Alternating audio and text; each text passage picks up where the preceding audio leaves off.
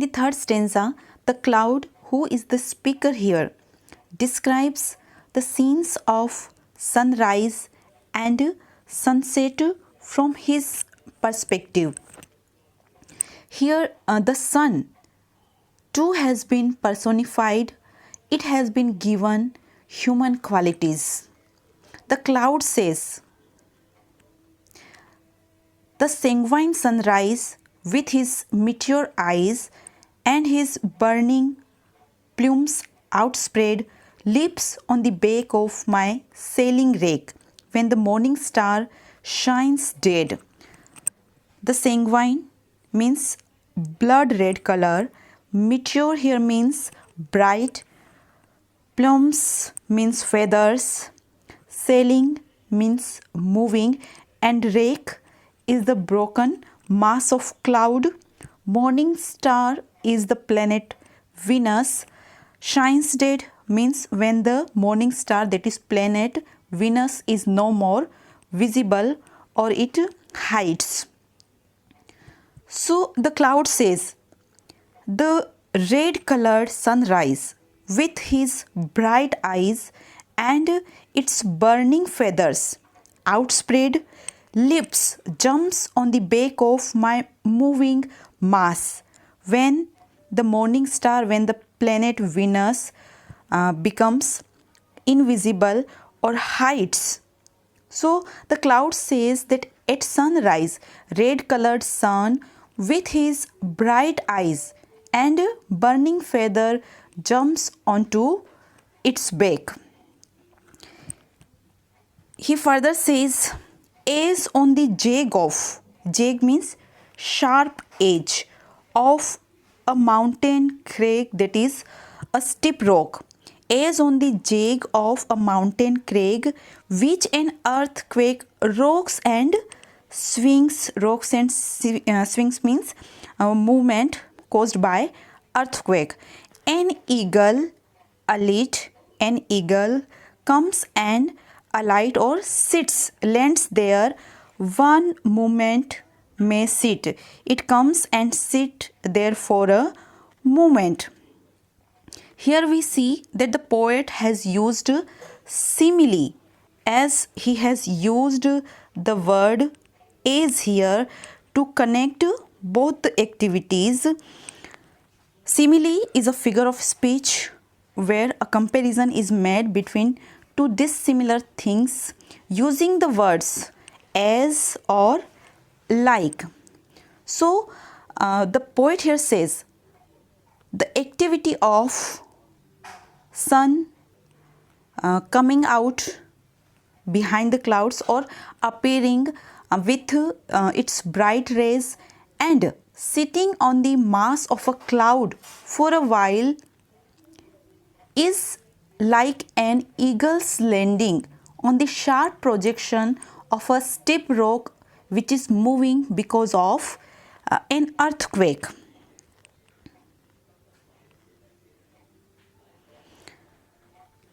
The cloud further says, and when sunset may breathe from the lit sea beneath, its ardors here, warmth or patience, of rest and of love, and the crimson again red, pale means darkness of evening may fall from the depth of heaven above. With wings folded, I rest on my airy nest as still as a brooding dove. Here you can see there is again the use of simile, as still as a brooding dove.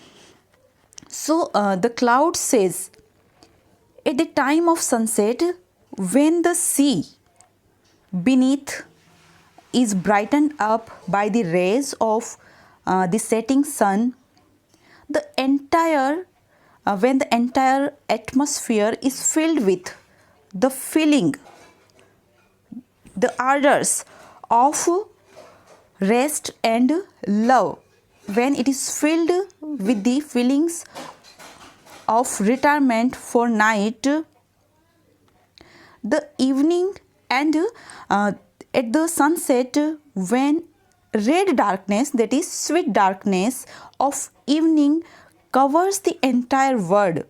At that time, the cloud too, in his sky nest, as he says, from the depth of heaven above, with wings folded, I rest.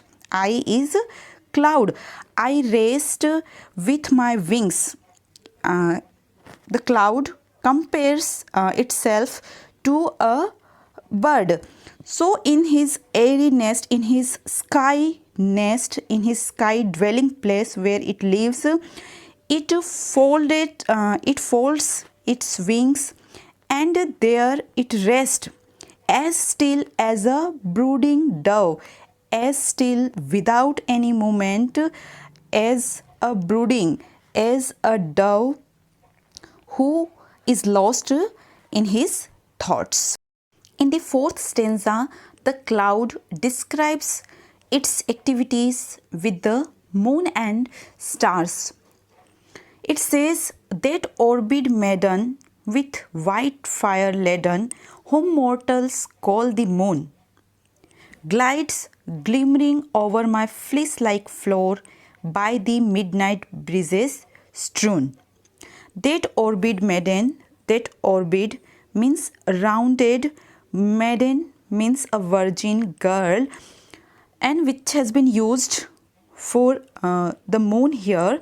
That orbed, that rounded shaped maiden with white fire laden, with its silvery light, whom mortals, whom we human beings call the moon, glides, it moves slowly, shining over my fleece-like,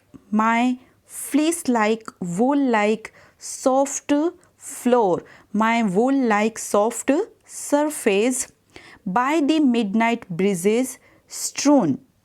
The floor, the surface, which has been scattered by the breezes which blows at the time of midnight.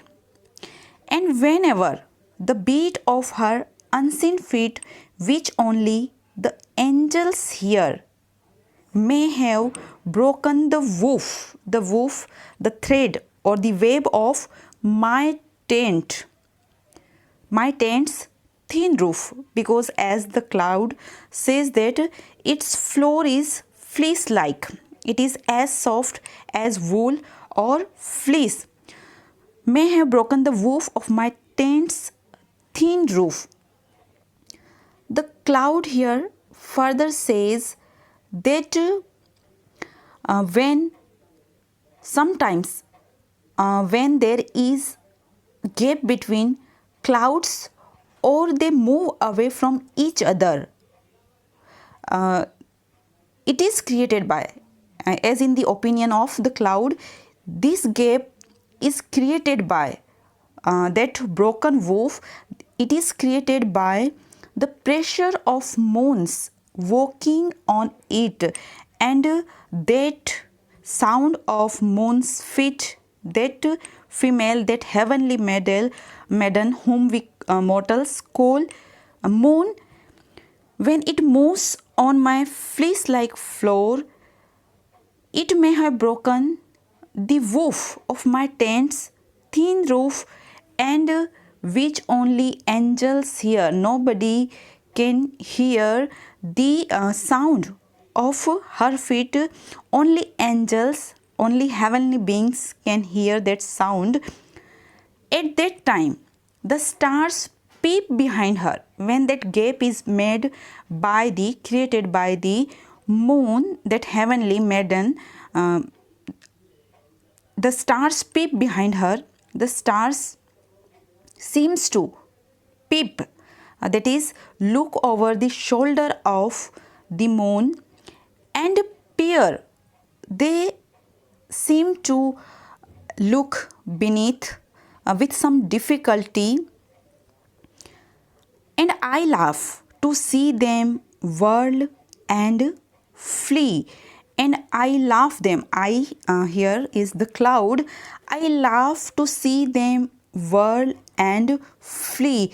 The idea here is that when there is break in the mass of cloud, and when they move apart, widening the gap, the star seems to move in the opposite direction. Thus, uh, thus they seem to the stars they seem to turn and flee. They them whirl and flee like a swarm of golden bees. Simile again here, and they turn and run like a swarm, like a group of golden bees. When I widen the rent in my wind built tent, and when I widen that gap created by the moon, the rent, the gap or the hole in my wind built tent, till come the rivers, lakes, and seas, like strips of the sky fallen through me on high, are each paved with the moon and these. The idea here is that as the cloud looks down, or when there is a gap, when the clouds move apart, we can see moon and stars. Their reflection can be seen in the stretches of water, all the water bodies. When the water is calm there, rivers, lakes, and seas, we can see the reflection of moon and stars on the earth below.